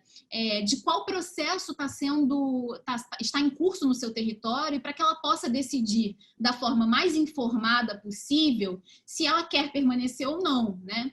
Porque também a gente discute muito sobre isso, não se trata, ao que me parece, de adotar uma postura paternalista, né? Do tipo, não, o morador da favela tem que ficar aqui para sempre, não pode vender, não pode negociar com um agente imobiliário e tal. Acho que não se trata disso. Acho que ele tem, se for desejo dele, ele pode negociar com um agente imobiliário, vender, ir para onde ele quiser, para a franja da cidade, para outra cidade, para outro estado, enfim. A grande questão é que ele tenha informação suficiente para fazer essa negociação em termos razoáveis, né? Em termos que não o façam cair nessa armadilha. Então, essa seria uma primeira via de alternativa, abrir esse diálogo com esses territórios para garantir que essa decisão seja uma decisão informada. Uma outra alternativa que está em curso aqui no Rio de Janeiro é a partir de uma figura uma figura, enfim, que já existe em muitos lugares do mundo, chamada Community Land Trust, né? Que é basicamente um modelo, né? Um arranjo de instrumentos que garante que a propriedade da terra seja coletiva, por meio de uma pessoa jurídica composta pelos moradores, e que a propriedade das casas seja individual, por meio de um instrumento jurídico chamado direito de superfície. Com isso, você conseguiria conjugar a necessidade de liberdade individual dos moradores, de eventualmente transacionarem as suas casas, enfim, se mudarem e fazerem o que quiserem ali no seu espaço, com uma maior proteção em relação a essa valorização ligada a aspectos de localização, né? Já que essa terra ela vai ficar na mão dessa pessoa jurídica que não pode vender, né? Então, uma pessoa jurídica que é criada para esse fim, que não pode vender. É um modelo que já existe há 50 anos. Hoje em dia existe nos Estados Unidos, na Europa, na África, na Ásia, na Austrália. Existe aqui na América Latina, em Porto Rico, numa favela de mais de 2.000 famílias. É um modelo bastante interessante, porque conjuga, né, esses interesses entre o coletivo e o individual. Me parece ser uma alternativa que também está sendo trabalhada aqui no Rio de Janeiro, tá? Bom, vamos para a Denise. A Denise faz uma pergunta da terra urbana para a terra agrícola. Denise, olha, eu te confesso que eu não sou uma profunda estudiosa de regularização fundiária rural, né? Eu estudo terra urbana há muito tempo, então eu não vou responder sua pergunta com muita profundidade, mas os regimes relacionados à terra agrícola, eles são bastante diferentes, especialmente em termos de tamanho e também das relações sociais que estão envolvidas, né? A gente ainda tem no interior do Brasil, enfim, nas áreas clássicas de exploração agrícola, a terra muito relacionada com a dimensão do poder social, né?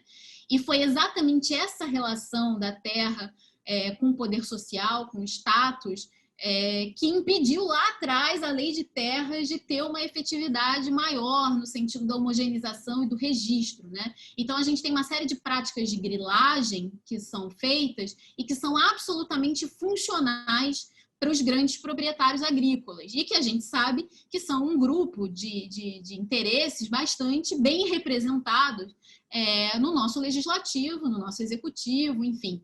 Então, e todas as regulações posteriores a 13465, elas tratam, isso eu posso te afirmar, ou da Amazônia, né, buscando regularizar essa fronteira de expansão, ou da terra urbana. A gente não tem grandes regulamentações posteriores falando sobre a regularização rural, né? Então, eu imagino que a gente tem ali uma coalizão de interesses bastante distintas e que isso vai ter efeitos sobre esse processo de homogeneização da regularização fundiária. Tá? Em relação à Alexia, a questão da dissociação da regularização da terra dos instrumentos urbanísticos. Bom, na verdade, o ideal é que a regularização da terra seja completamente associada com os instrumentos urbanísticos. E não só com os instrumentos urbanísticos, mas também com o próprio zoneamento urbano, né? A gente já falou aqui um pouquinho da questão das EIs, enfim. Se você pensa num modelo de regularização fundiária plena, ele, sem dúvida alguma, deve contar com uma série de instrumentos urbanísticos que orbitem ali a regularização fundiária para você garantir, de fato, a integração territorial, embora eu não tenha certeza se esse termo integração seja o melhor, mas, enfim, eu acho que passa de forma menos confusa a ideia, né? O que a 13465 faz é exatamente permitir essa dissociação, né? Porque ela permite que a regularização fundiária seja simplesmente a entrega de títulos, de papéis, sem nenhum tipo de alteração urbana, né? Sem nenhum tipo de intervenção territorial. Então, você tira a regularização fundiária desse âmbito das intervenções urbanas, dessa necessidade da integração territorial, do zoneamento, e você transforma ela num simples instrumento de titulação, tá? A lei exige que você diga, né, para você apresentar um projeto de regularização fundiária, você pode fazer assim, olha, eu vou titular 500 casas no lugar tal, e eu vou urbanizar essa área daqui a 5 anos, desse jeito aqui, né? Então, ela exige que você dê um prazo para fazer intervenções territoriais, mas esse prazo não tem nenhuma penalidade caso você descumpra esse planejamento. Então, você titula, aí você tem lá um plano para urbanizar daqui a 5 anos, que se você descumprir também não tem nenhum problema, porque não tem nenhuma penalidade na lei. Então, a lei acaba dissociando esses instrumentos, a regularização da ordem urbana em geral, né? Mas, sem dúvida, não deveria ser assim. Isso é um problema, na verdade. Em relação a Gislane, falando da regularização da propriedade comunitária, essa sua questão, Gislane, dialoga diretamente com essa alternativa do Community Land Trust, que aqui no Brasil a gente chama de termo territorial coletivo, né? Essa, por exemplo, é uma forma de regularização da propriedade comunitária que, sem dúvida, é uma forma de resistência a esses processos. O que é importante destacar é que a propriedade coletiva, né, como a gente imagina, uma coletividade sendo dona de um único território, ela não existe no Brasil, não é uma possibilidade do nosso ordenamento jurídico. A gente tem as figuras do condomínio, em que cada um é proprietário de uma fração ideal, né? A gente tem figuras como a concessão de uso coletiva, que aí tem uma forma um pouco mais coletivizada, mas não é propriedade. Enfim, a gente tem uma série de possibilidades, mas que não são exatamente essa regulamentação da uma propriedade coletiva e comunitária. Me parece que a forma mais próxima da gente alcançar isso aqui no Brasil seria através desse tipo de arranjo em que a comunidade constitui uma pessoa jurídica, né? E essa pessoa jurídica, então, vai ser a proprietária da terra, né? Mas ela é constituída por essa comunidade, controlada por ela não pode vender a terra, enfim, uma série de proteções para que essa pessoa jurídica não seja cooptada por um grupo de moradores, que deixe todo mundo na mão, enfim, tem uma série de proteções para garantir isso. Então, na minha percepção, é sim uma forma de resistência. Eu tenho trabalhado com isso, eu sou uma grande entusiasta desse modelo, do termo territorial coletivo, como a gente chama aqui no Brasil, e eu acho que, de repente, se você tiver interesse nesse tema, vale a pena buscar conhecer um pouquinho mais. Tem bastante coisa já na internet, se você jogar, tem bastante publicação, enfim. Bom, então, por fim, a pergunta da Júlia, né? De forma bem direta, algum aspecto positivo da 13465? Essa é a pergunta, né? Bom, na verdade, tudo tem dois lados, né? A facilitação procedimental trazida pela 13465, sem dúvida, é um aspecto positivo, né? A gente tinha, no âmbito da 11977, uma série de projetos que não conseguiam ser finalizados por um excesso de burocracias colocado, né? Então, essa facilitação procedimental, ela é um aspecto positivo, era algo já desejado, mas não com os objetivos que são trazidos na lei, né? Então, não para o que está descrito na lei, mas, sem dúvida, abre uma janela de possibilidades, né? A própria constituição de propriedades comunitárias, por meio desse termo territorial coletivo que eu estou falando, pressupõe a regularização fundiária da terra. Então, se você tem uma lei que facilita essa regularização, você facilita também a implantação desse tipo de modelo, por exemplo, né? Então, eu diria que a facilitação procedimental é um aspecto positivo, desde que não aplicada para esses objetivos que estão ali incorporados na lei. É isso, gente, para essa rodada. Temos mais? Oi, Tarsila.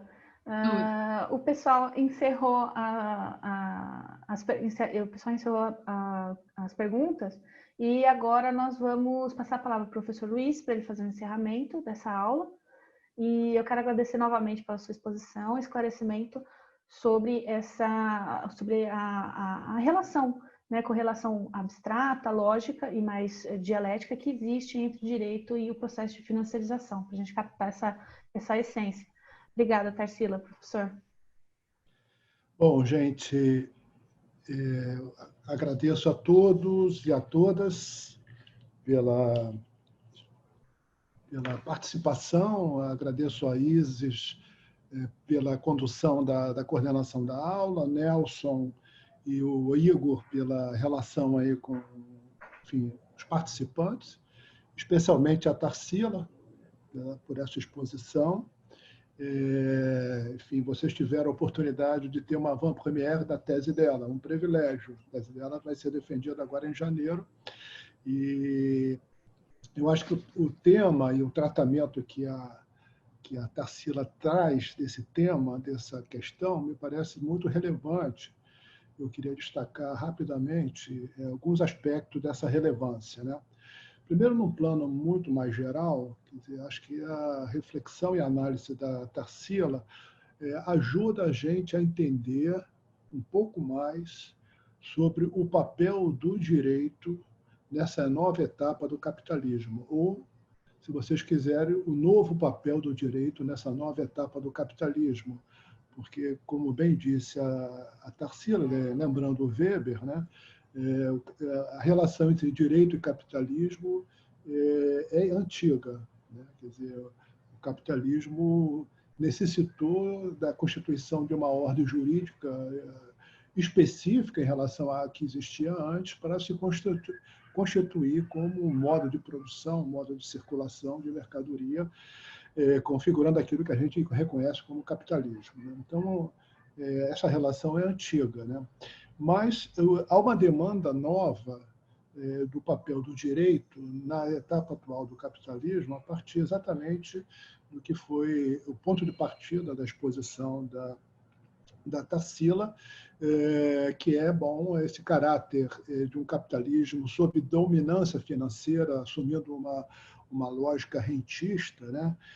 Faz com que as relações de propriedade tenham relevância maior na produção da mais-valia, na produção do excedente, na apropriação da mais-valia, enfim, apropriação do excedente, do que propriamente as relações de produção, né? O capital, o grande capital pode, inclusive, encomendar a produção para outros setores e outros tipos de relações, na medida em que, controlando as relações de propriedade, ele controla desde fora os processos de produção da mais-valia, do excedente e da sua distribuição. E, por esse motivo, né, quer dizer, pela crescente importância das relações de propriedade para explicar esse capitalismo na sua fase contemporânea, né, há uma demanda de um direito que sustente, que fundamente, que dê suporte a esse novo tipo de organização do capital. Né? Então, não é à toa que você tem hoje novos campos do direito surgindo para dar conta desse novo papel. Então, por exemplo, no direito empresarial, né, que tem toda uma discussão importante hoje sobre como se manter a propriedade no formato de organização do capital, no qual a gente não sabe exatamente quem é o proprietário. O proprietário está difundindo entre, enfim, todos os atores que participam daquela empresa como acionistas, né? Como garantir a propriedade privada nesse contexto, né? E os conflitos que surgem a partir desse formato novo. Então, portanto, esse é um exemplo, né, de uma demanda de renovação, né, da própria ideia da propriedade privada em função dessa transformação do capitalismo e da forma de organização do capital. Né? Então, pensar o direito, como o direito está sendo conclamado para se transformar, para se constituir novamente nas bases da expansão desse capitalismo renovado, né? Torna-se algo importante em várias áreas. Né? Então, a Tarsila traz uma reflexão sobre esse tema geral, né? Pensando quais são as demandas que estão sendo feitas no campo, digamos, do direito urbano, né? Para sustentar também essa nova etapa da produção do espaço urbano sob a dominância dessa lógica financeira rentista. E, mais especificamente, tratando dessa questão da terra. Né? Outras dimensões da produção do espaço vêm sendo tratada por outros autores, mas há uma lacuna ainda grande na literatura dos estudos urbanos para pensar exatamente as demandas de transformação das relações de propriedade privada da terra para dar conta dessa nova conexão entre a produção enfim, do espaço urbano ou a produção da ordem urbana, para usar uma linguagem que é do nosso léxico, enquanto o observatório, enquanto grupo de pesquisa. Enfim, qual é a demanda que está sendo feita na produção do espaço sob a dominância financeira do direito, para que o direito possa, no que concerne a questão da propriedade privada da terra, cumprir o seu antigo papel, clássico papel de ser o sustentáculo, a base, uma das bases da manutenção dessa lógica de produção, de apropriação da mais-valia, dos excedentes, etc. Então, a Tarsila traz uma reflexão importante que se comunica com essa discussão mais geral sobre a relação entre direito e capitalismo nessa fase atual e, ao mesmo tempo, traz esse debate para o campo urbano, tratando desse tema específico, ainda pouco investido na literatura brasileira. Né? E é um tema absolutamente fundamental, porque, como ela bem expressou aqui, quer dizer, no seu ponto de partida, né?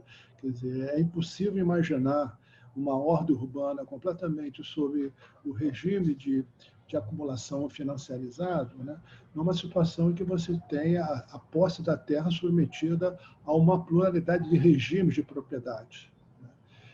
Isso cria tanto inseguranças na forma como atuam os capitais dentro dessa lógica, né, como cria dificuldades, de fato, para submeter a produção do espaço urbano plenamente a essa lógica sob dominação financeira rentista, né? Então, um exemplo que a gente poderia, enfim, aqui apresentar, né, de uma questão bom, imagina um complexo imobiliário comercial, serviços e residência sendo constituído num ponto da cidade qualquer, e que significa uma fortíssima imobilização de capital a longuíssimo prazo, como expressão dessa lógica nova da produção do espaço sobre a dominância financeira rentista, né?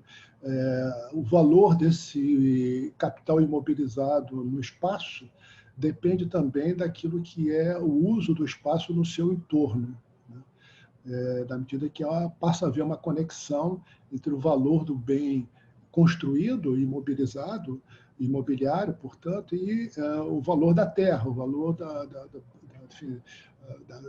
do preço da terra, né, que se associa de uma maneira intrínseca ao valor do empreendimento, né?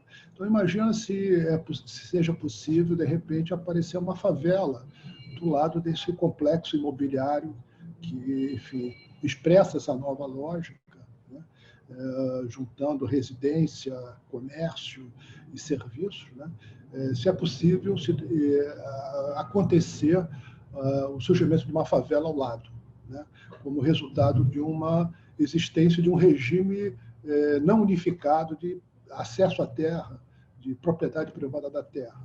Isso coloca um problema complicado, né, na medida em que a desvalorização da terra, do seu entorno, ameaça a continuidade da valorização desse empreendimento imobilizado no território. Então, essa demanda por um regime unificado, a homogeneização do que é a relação de propriedade na cidade, torna-se um requisito fundamental para que essa lógica possa plenamente vigir dentro da produção da cidade, produzindo o espaço construído, né? Então, esse tema torna-se um tema fundamental para que, bom, esses projetos, né, de enfim, facilitar a chegada na cidade dessa dinâmica de produção sob a dominação financeira rentista possa se viabilizar. Portanto, enfim, constituir um novo marco regulatório passa a ser uma tarefa fundamental para aqueles que são, enfim, a expressão do poder dessa lógica. Então, nós estamos falando, portanto, também de um tema que tem muita relevância, a compreensão dele, né, em si, né, mas também em função da natureza específica dos regimes de propriedade da terra que se constituiu ao longo do nosso desenvolvimento.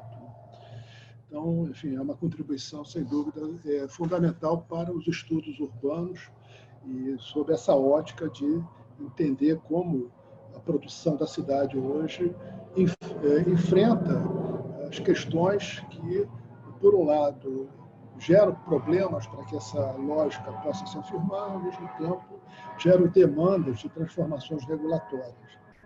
Então, com isso, acho que nós podemos encerrar a nossa aula, lembrando novamente o que falou a Isa. Nós temos uma próxima aula, enfim, sobre o tema outro tema importante, que é sobre o financiamento público, né? Se não me engano, é dia 22 de dezembro, não é isso? Depois temos um interregno e retornamos em janeiro com a aula da professora Hipólita e do Lucas sobre o tema mais das políticas de produção do espaço através do entendimento do papel do grande capital, enfim, que se constitui como expressão dessa nova lógica financeira na produção da cidade. Muito bem, gente. Eu agradeço a todos e dou por encerrada essa aula e convido a todas e a todos novamente para no dia 22 nos encontrarmos nesse mesmo canal, nessa mesma hora. Um abraço.